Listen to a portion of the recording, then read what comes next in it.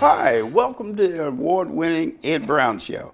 I tell you, this is still Black History Month. We're talking about month, but we're going to have Black History on here all year long. It's a lot of things that I want to bring. I want to start with the Robert Robertson Taylor, 1868 to 1942. This young man is on the postage stamp here right now. They just came out last month in January. He was the grandfather of Dr. Clark. You remember Dr. Clark? You say, Doctor, what's wrong with me?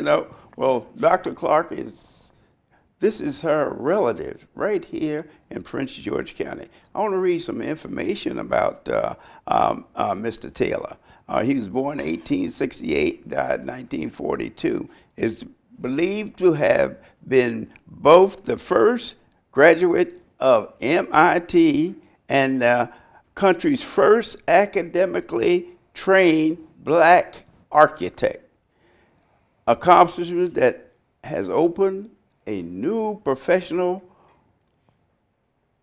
situation for blacks getting involved in he in 1892, after graduating from MIT, this young man from Wilmington, North Carolina, accepted an offer from educator and activist Booker T. Washington to teach at Tuskegee Institute in Alabama, where he soon set about shaping the appearance of the school. Over the course of nearly 40 years, Taylor designed dozens of essential buildings, including library, dormitory, lecture hall, industrial workshop, and a handsome chapel, transforming a makeshift campus on an abandoned plantation into the State of the Union University.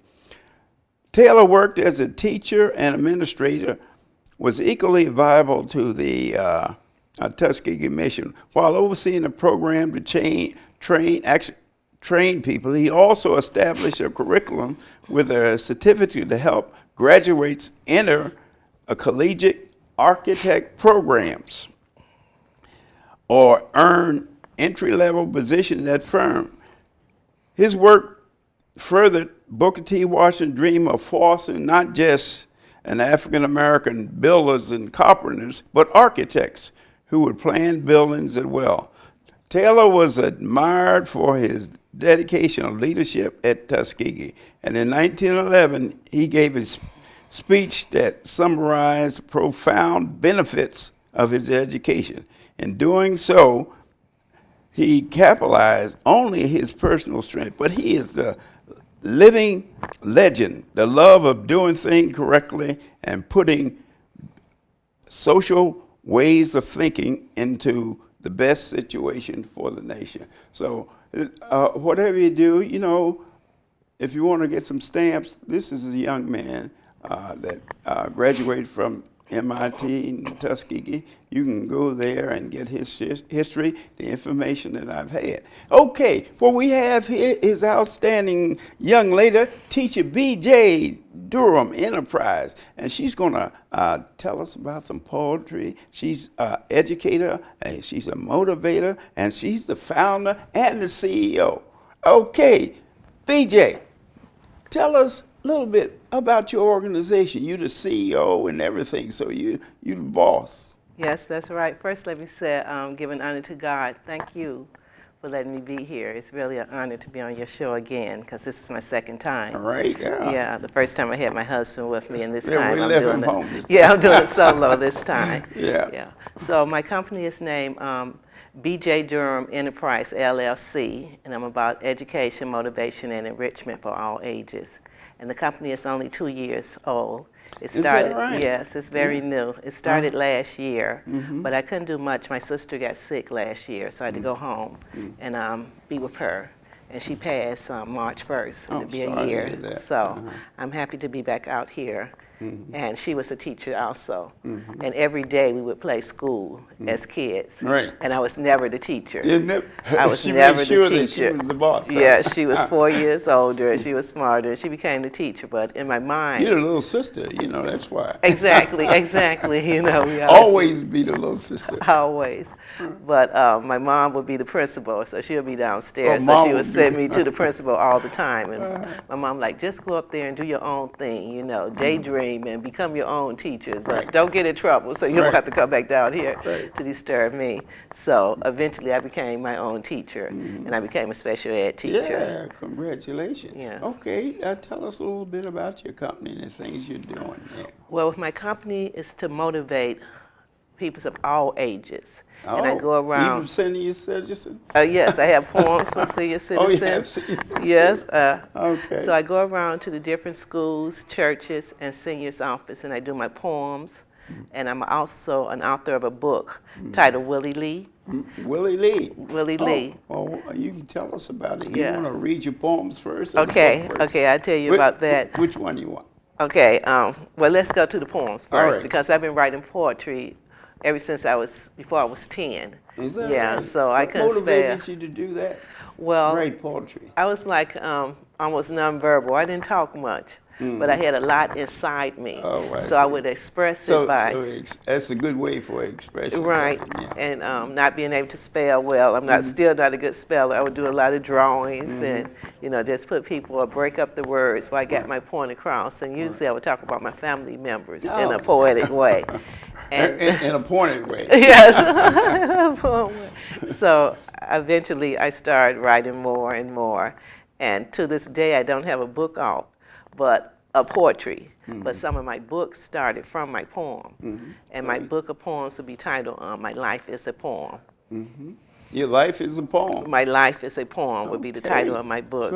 So at this time, I would like to share a couple of my poems. All right. This one is titled Life. And I wrote this many years ago because we all have a life. Oh, sure. And I would like to honor this today to my sister, Bernice Roberts, who's no Great. longer here. And it's titled Life. And it goes, your life is up to you. That is, how you choose to live it. What road you choose to endure, what track you choose to run, and just what pace you choose to get the job done. There are so many different roads in life that one must pick and choose from. Therefore, one must take the time out to stop, think, and prepare to realize this is the only life which I know I am guaranteed of. There are no exchanges, no refunds, no rebates, and no warranties. Therefore, one must live it wisely, knowing that down the roads, one will run into different lump bumps and potholes. One must travel on in life and be willing to deal with the good times and the letdowns that life will surely bring, because no one really knows when one will hear their final ring. So therefore, one must always keep in mind, this is my life, my only life, and it's up to me to live it wisely. So thank you for letting me be a part of your life, Very Mr. good. Ed Brown. Excellent. Yes, and Very this is an good. old poem, and it's a favorite of many.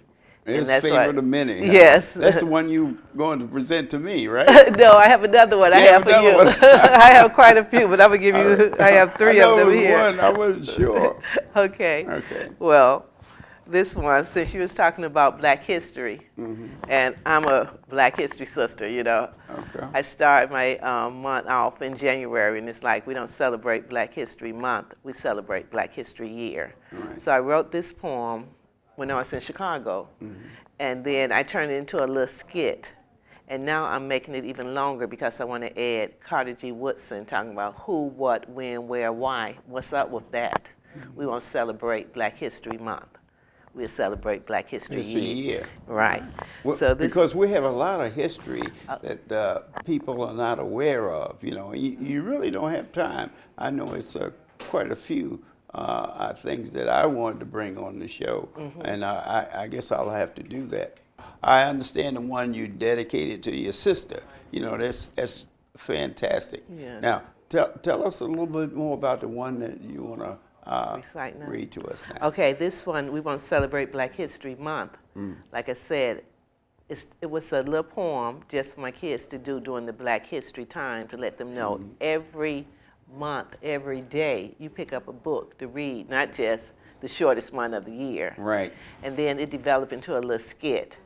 And like now it's going to become a book because I want to get Carter G. Woodson in there, the AKA father of Black history. Right. And why we should celebrate it all year. But this poem is, I do with the kids as a rap because I'm also known as a sign language rapper with no rhythm. I have no rhythm. I can't dance. I can't sing. I have no rhythm at all. But you have a message. Right, I have a message. Right. And the kids have the rhythm. So they give me my rhythm and we get together and they be doing their thing and I do my thing and they get the point. So this is the sign for no. And it's just the N and the O. So it's like no, no, no. And the kids join in with me. And then we have yes, which is like a head going up and down. And it's just yes, yes, yes. And this is year. So you can feel free to join in with me. And remember, I have no rhythm, so you might have to help a teacher out, okay? And it's titled, We Won't Celebrate Black History Year. And it goes like this. We won't celebrate Black History Month. No, no, no. We won't celebrate Black History Month. No, no, no. The month is too short and impossible to do to celebrate all our great leaders and the struggle they went through. We won't celebrate Black History Month. No, no, no. We won't celebrate Black History Month. No, no, no. February is the shortest month of the year. There's only 28 days, so get out of here. It's a disgrace, unbearable, and insane when we think about the struggle and our people pain. I said, we won't celebrate Black History Month. No, no, no. We won't celebrate Black History Month. No, no, no. How can we honor all our leaders of the past, the present, and the future too, who set the path for me and you? Many sacrificed their own lives so we could have equal civil rights. I said, we won't celebrate Black History Month. No, no, no. We won't celebrate Black History Month. No, no, no. Check it out. We will celebrate all through the year, every day, every week, every month, every year. We will start a new cheer. We will celebrate Black History Year. Yes, yes, yes. We will celebrate Black History Year. Yes, yes, yes. Did everyone join in and say, we will celebrate Black History Year. Yes, yes, yes. Give yourself a hand. And the kids love it, and I would like to give this to you. Well, okay. That's wonderful, I tell you, because, you know, that's what I was thinking that's about. What we should conversation. Earlier when we talked off camera. I said, you know, 1 month, that's not enough time for really researching Black history. I have some people that are actually working on Black history the whole year. Exactly. And you have different places that have history that they didn't know existed until they got information from some of their relatives. That's true. You see? So I want to thank you for this. Well, you're quite welcome. BJ. All right. Now, okay, let's continue with the others. Okay, you want to go to the book now? Yes. Okay, the book. This is my baby, Willie Lee. I do not have kids, but growing up, I wanted 12 kids. You wanted 12? Oh, wow. 12 kids. 12 kids. That was my dream. And then I got older, and I started working with kids. So I decided I would have 2. 2. And then I got older, and I started working longer, and I went from 12 to 2 to 0. Then I would just work with the kids and love them and send them back home. Well, what about Willie Lee? What's the history behind him? Okay, Willie Lee is a makeup character. Okay. I would go to sleep every night, and I would dream about this little boy in Africa. I've never been to Africa, but that's a trip that I plan on going in the future because I know dreams do come true. And I was working with the kids at Anthony Bowen School in Southwest, and they have a very hard time sitting still, paying attention. So it's like I'm gonna come up with something different for every subject during Black History Month. And I started with reading and how we didn't have the right to read. And I got stuck on reading, and I couldn't get it out. And this little boy came to me and started telling me about his struggles that he had to endure in order to pick up a book to read. It was illegal to read. Exactly. And I would get my pen. And books, and that's the emphasis that we put on reading now, is the fact that they say reading, writing, and arithmetic. Continue. Okay, so I would pick up the pen and with tears in my eyes and just start writing every night until I got it out. And when I shared it with the kids, they videotaped me. And because I do it in sign language, because the kids love sign language, and they be signing along with me. And they took the camera off of me and put it on the kids, and they were like this, Mr. Brown. Following the camera. I mean, following me, where I had them in the palm of my hand. They were so quiet, you could hear a pin drop. And it was like, oh my God, if I could make these kids stop and pay attention, I can touch any kid with this book. So I knew it had some power to it, and it was bigger than me. It was a blessing from God. Yes. So my aunt, who's no longer alive, she shared some illustrations with me. She was in her 90s when she passed. She's in her 90s? Yeah, she was in her 90s when she died. And now I have a girlfriend, Deborah Johnson, who's going to do the artwork over and add color, and she's working on it now. Is that right? So that's a blessing, and she's an artist and a poet, and we met over the telephone, so that's another story, just how God is so good. But today I'm going to do a little excerpt of the book for you. Okay. And just maybe about 5 minutes, the way I do it for the kids, and I usually be up, but I'm going to sit down today, and before I start, I always tell the kids, this is the story that I made up, but it is so powerful. I want you to hear it. But first, I want you to pay attention. So I do like this. Please pay attention. Again, and they have to sign along with me, so you can feel free to sign too. Please pay attention. Again, one more time. Please pay attention. And I go, at this time, it gives me honor and pride to present to you my first book titled Willie Lee. So please pay attention. Thank you. At times, I love being a teacher. Really, I do. Because teaching gives me the opportunity to stop, to remember, and to teach about the battles and the struggles our people went through. I tell my students stories about the past, and this one really seems to stick in their heads. It is a story about a little slave boy named Willie Lee. Willie Lee was determined, as determined as he could be. He had only 2 dreams in life. One was to learn to read, and the other was to simply be free. Willie Lee was a smart boy, as smart as he could be. He was around the same age as you are, boys and girls. Give a year or 2, or maybe even 3. Willie Lee had met a teacher friend who taught him the ABCs. He learned to put the letters together and make the phonetic sounds.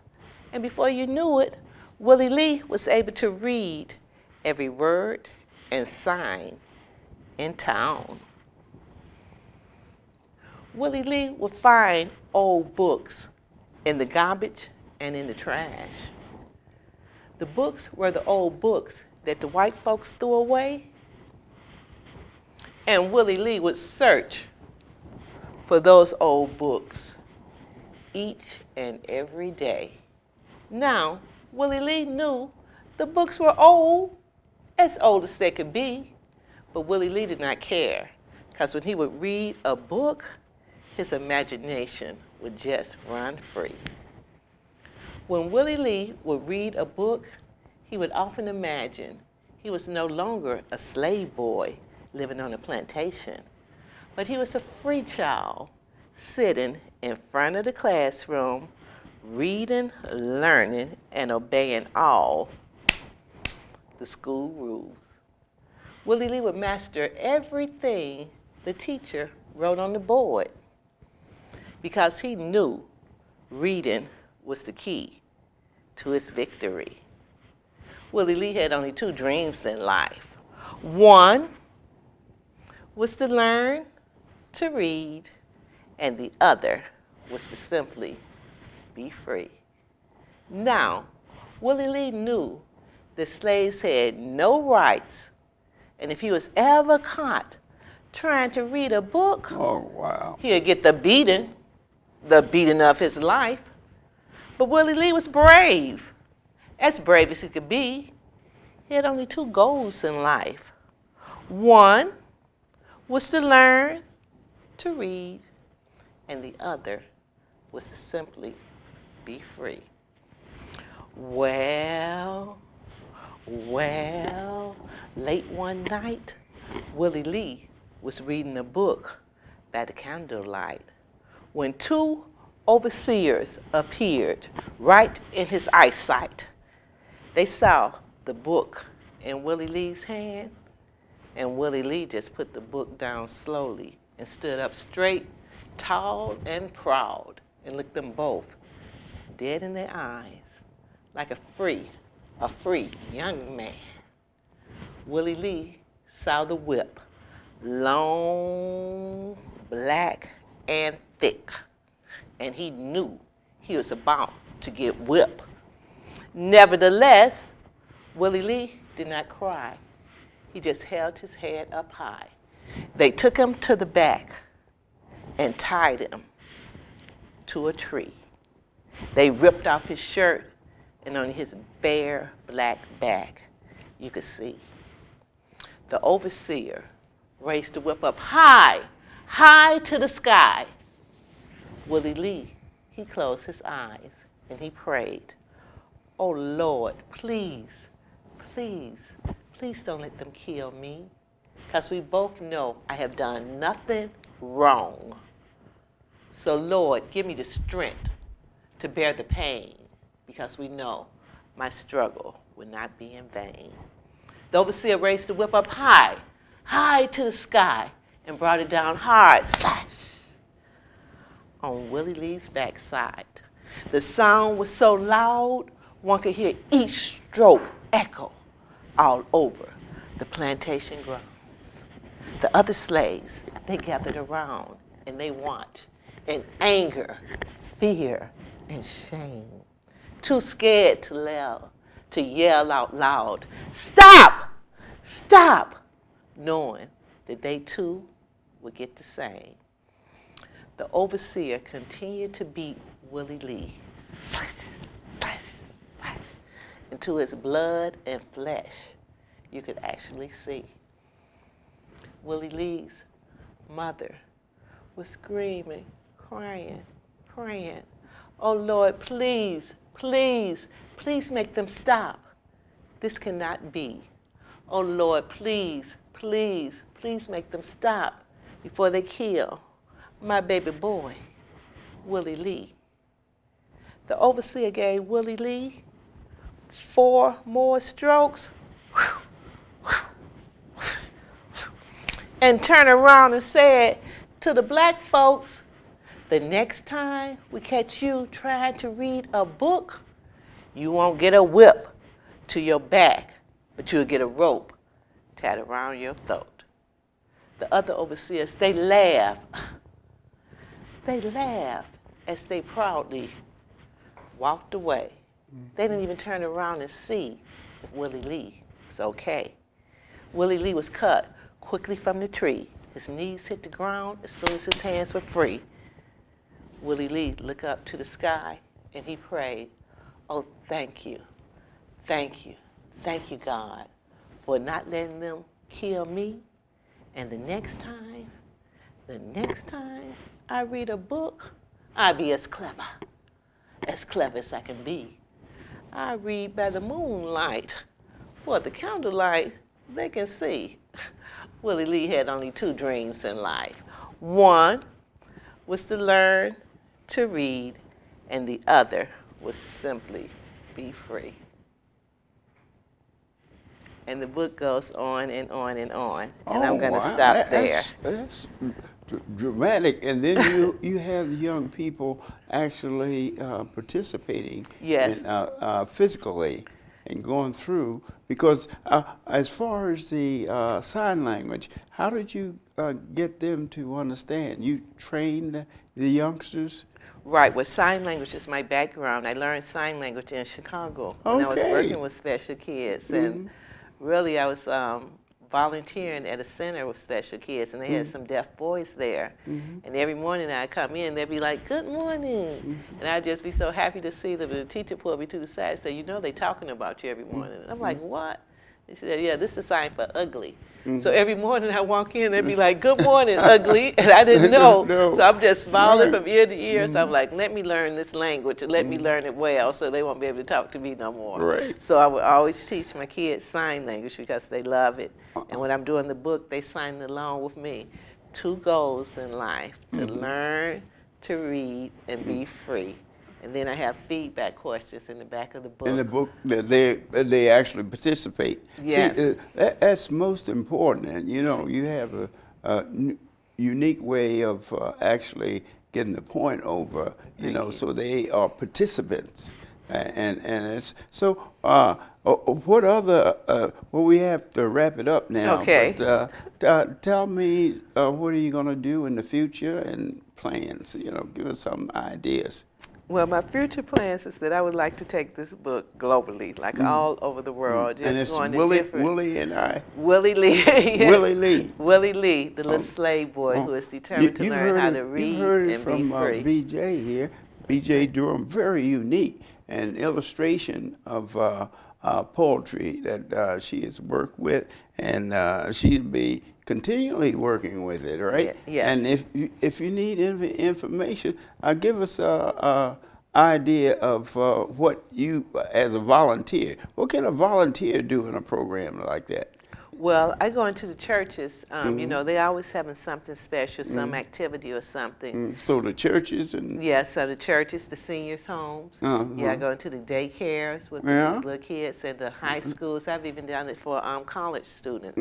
so you go all around the neighborhood. Then. Yes, Yeah, yes, that's it. all around. And my goal is to get all around globally, not only in D.C. or Chicago or Maryland, but I'm talking about Africa, you know, all over. All over. Yeah, I think and the that- power of reading. Yeah, We the power read of every- reading. That's what we talked about, and reading is power. Yes. And that's why they, as far as education is concerned, education was kept away from individuals, and we talked about education. The president talked about education. Yes. We talked about off camera. We talked about free education. That's one of my things. You know, free education. We buy the bombs and all of those things. Here, why can't we invest into the youngsters? And by investing, what happened? The country will benefit from it. I don't understand why they can't see that. You know, invest in the young people. With that, I'd like to say thanks for coming, and we'll have you back. And we'll bring some of the youngsters to demonstrate some of that poetry that you endeavor there. Oh, that'd be wonderful. This is time for thank you, so thank you, thank you. Oh, that's thank you, huh? Thank Yes, you? thank you. Okay, thank you, thank you.